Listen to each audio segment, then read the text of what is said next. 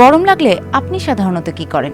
এক গ্লাস ঠান্ডা পানি খান, ফ্যানের নিচে বসে পড়েন, নাকি টাকা তোলার বাহানায় এটিএম বুথে ঢুকে পড়েন? বাংলাদেশে এগুলো এখন স্বাভাবিক প্রতিক্রিয়া। ঢাকার ব্যস্ত রাস্তাঘাট থেকে গ্রামের টিনের ঘর, সবখানে মানুষ গরমের সঙ্গে সহাবস্থান করতে শিখেছে। কিন্তু গ্লোবাল ওয়ার্মিং আজকাল সেই সহাবস্থানকে চ্যালেঞ্জ করছে। অসহনীয় গরমে মানুষ অতিষ্ঠ হয়ে উঠছে। শরীর নিঃশব্দে বড় কোনো সতর্কবার্তা ছাড়াই ধেয়ে যাচ্ছে কোনো ভয়ঙ্কর পরিণতির দিকে। আজ অনেকেই অজান্তেই শিকার হচ্ছে হিটস্ট্রোক নামক এক দানবের হাতে। বেশিরভাগ ক্ষেত্রে মানুষ যখন বুঝতে পারে এটা কেবল সাধারণ গরম লাগা নয়, এর চেয়েও বেশি কিছু, ততক্ষণে অনেক দেরি হয়ে যায়।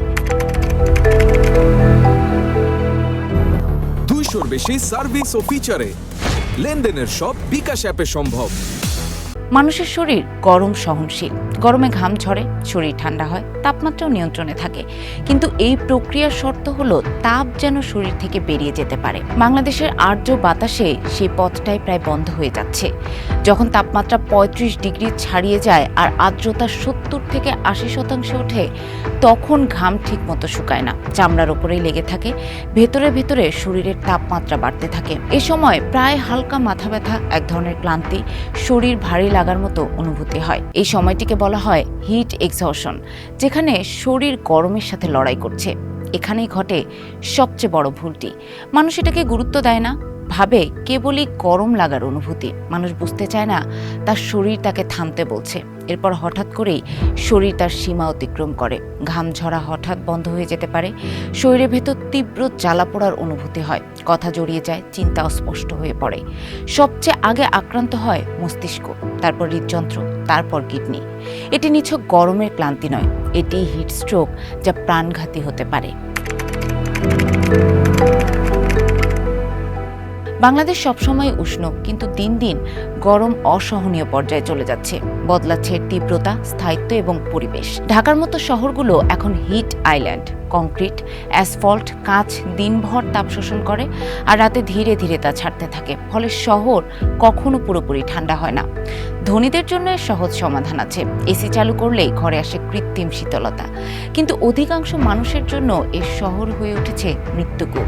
শহরের বস্তিগুলোর কথাই ভাবুন। টিনের ছাউনির ঘরের ভেতরে দুপুরে তাপমাত্রা বাইরের চেয়েও বেশি হয়ে যায়। সেই টিন গরম ধরে রাখে, ঘরকে চুল্লিতে পরিণত করে। তার উপর গত কয়েকদিনে যোগ হয়েছে লোডশেডিং। এ অবস্থায় যে কোনো সময় আঘাত হানতে পারে হিটস্ট্রোক। তাই বাংলাদেশে হিটস্ট্রোক এখন একটি সামাজিক বাস্তবতা, যা সম্পর্কে জানা অত্যন্ত জরুরি। প্রচণ্ড গরমে মানুষ প্রথমেই বলে ঠান্ডা পানি খাও। কথাটি অর্ধেক সত্য। বরফ ঠান্ডা পানি দ্রুত খেলে শরীর সাময়িক স্বস্তি পায়, কিন্তু শরীরের ভেতরের তাপমাত্রা কমাতে এটি যথেষ্ট নয়। কখনো কখনো এটি শরীরে হঠাৎ চাপও তৈরি করতে পারে। আরেকটি বড় ভুল হলো শুধু পানি খাওয়াকে যথেষ্ট মনে করা। অতিরিক্ত ঘামের সঙ্গে শরীর থেকে লবণ বেরিয়ে যায়। শুধু পানি খেলে সেই ঘাটতি পূরণ হয় না, বরং শরীর আরও দুর্বল হয়ে পড়ে, মাথা ঘোরা, অজ্ঞান হয়ে যাওয়ার ঝুঁকি বাড়ে। তাই হঠাৎ বাইরে থেকে এসেই ঠান্ডা পানি না খেয়ে স্যালাইন পানি খেতে হবে। পোশাকও কিন্তু গুরুত্বপূর্ণ। গাঢ় রং, টাইট কাপড় সবই তাপ আটকে রাখে। তাই কাপড়ের ক্ষেত্রে বিশেষ সতর্ক হতে হবে। ঢিলে ঢালা আরামদায়ক পোশাক পরতে হবে। যখন কারো শরীর থেকে ঘাম ঝরা বন্ধ হয়ে যায় বা হঠাৎ মাথা ঘুরে পড়ে যায়, তখন বুঝতে হবে শরীর ইতিমধ্যে বিপজ্জনক অবস্থায় চলে গিয়েছে। হিটস্ট্রোক ইতিমধ্যে প্রভাব খাটাতে শুরু করেছে। এই সময় প্রতিটি মুহূর্ত গুরুত্বপূর্ণ। প্রথমেই তাকে গরম থেকে সরাতে হবে, ছায়া বাতাস আছে এমন জায়গায় নিয়ে যেতে হবে।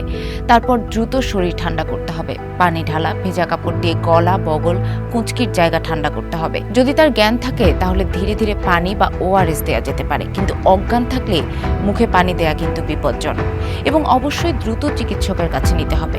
হিটস্ট্রোক কয়েক মিনিটে অঙ্গ প্রত্যঙ্গের ক্ষতি করতে পারে। দুপুর 11টা থেকে বিকেল 4টা, এই সময়টাতে খুব সাবধান থাকতে হবে।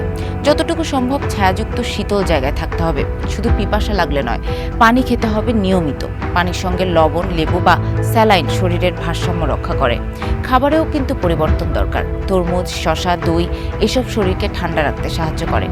পানির ক্ষেত্রে ফ্রিজের ঠান্ডা পানি না খেয়ে মাটির কলসের ঠান্ডা পানি অনেক ভালো কাজে দেয়।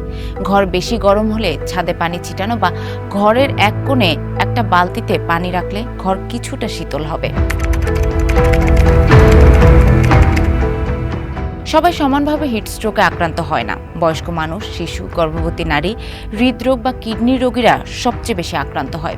এছাড়াও রিকশা চালক, শ্রমিক, ফেরিওয়ালা যারা রোদে কাজ করেন তাদের জন্য এটা খুবই ঝুঁকিপূর্ণ। তাই রাস্তাঘাটে বিভিন্ন জায়গায় পানির ব্যবস্থা রাখা, ফ্রি স্যালাইন বিতরণ কর্মসূচি এসব বাঁচাতে পারে অনেকগুলো প্রাণ। তাহলে আবার প্রশ্নটিতে ফিরে আসি, গরম লাগলে আপনি কি করেন? চট করে ঠান্ডা পানি খেয়ে নেন? এখন নিশ্চয়ই আপনার উত্তরটা একরকম থাকবে না।